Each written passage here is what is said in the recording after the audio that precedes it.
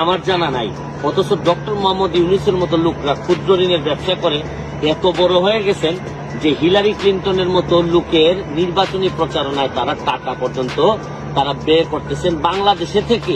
বাংলাদেশের মানুষের টাকা উনি হিলারি ক্লিন্টনের এই নির্বাচনী প্রচারণায় দিচ্ছেন। শুনেন, আমি একটা জিনিস আপনাদেরকে বলি, এই দুঃসময়ে এখন যে সময়টা ক্রাইসিস মোমেন্ট, এই সময়ে আওয়ামী লীগের মধ্যেই আমি আওয়ামী লীগের যারা আছেন সবাইকে দাবি করব, যে যার খুলস থেকে বেরোয় আসেন।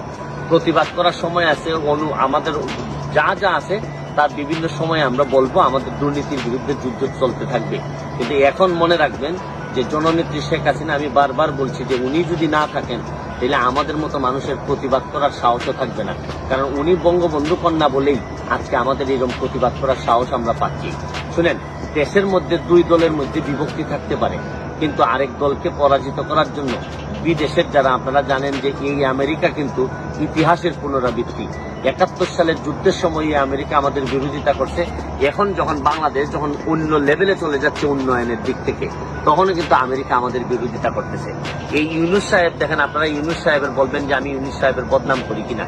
এই ইউনূস সাহেব নোবেল পাওয়ার পরেই উনি এই দুই নেতা আওয়ামী লীগ বিএনপিকে বিদায় করে দিয়ে উনি গত টার্মে আপনারা জানেন উনি প্রধানমন্ত্রী হইতে চাইছিলেন। এইবারও উনি ষড়যন্ত্র করে আবারও উনি প্রধানমন্ত্রী হইতে চান।